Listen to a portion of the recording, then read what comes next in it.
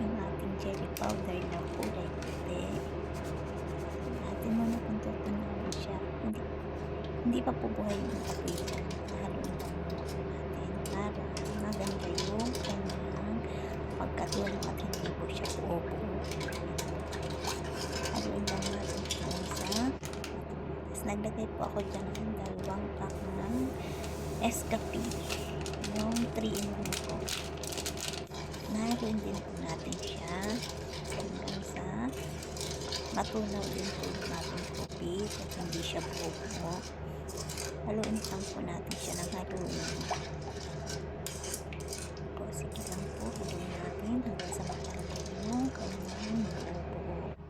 Naglagay din po ako dyan ng ibap. Isang tasa lang po yan. And then, haluin ulit po natin. Hindi po ako dyan naglagay ng sugar kasi sobrang tamis na po niyan. Kasi magdadagdag pa po tayo dyan ng isang latang condensed ibab. Yan po yan. Naglalagay po tayo dyan. Medyo binuhay ko na po yung ilaw, yung apoy para uminit po yung tubig niya. Then, halu-haluin po natin hanggang siya ay medyo lumapot na. Ayun na lang po yung apoy natin dyan, mga kamangyan. Po, halu-haluin lang po natin.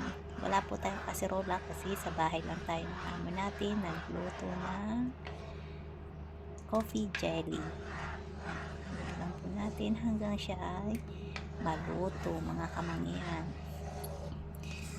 Lang po, huwag po natin pigilan para hindi po siya mabuo-buo. Halo-halo lang po. Ayan, medyo lumalapot na po siya. Isang pack lang po ng jelly ang ginawa ko kasi ako lang naman po ang kakain niya. Ayan, hintayin po natin siyang kumulo ng kulong-kulo. Medyo kumukulo na siya. Mahina pa rin po yung ating apoy diyan. Habang malayo kasi yung amo ko, nagluluto po ako dyan. Yan, medyo natulo na siya. Nakapag-prepare na din po ako dyan ng mga empty box. Yan, pumukulo na po siya.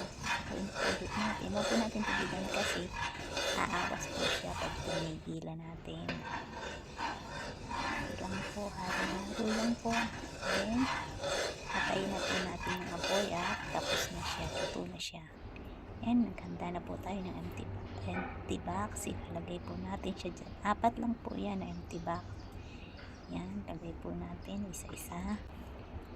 Hanggang sa malagyan po natin lahat yan. 4 lang po yan. Pang akin lang po yan. Yan. And then, lagay lang po yan. Naglagay din po ako dyan ng kaunting chocolate. Yung nips na chocolate, pero optional lang po yan kung gusto nyo maglagay kayo or hindi. Kasi gusto ko lagi yan chocolate. Lagay po natin. Tapos, aantayin po natin siyang lumamig at ating ilalagay sa freezer. Yan. Yan na po, tapos na po tayo yan. Pwede na po natin ilagay siya sa freezer. Thank you, mga kamangyan.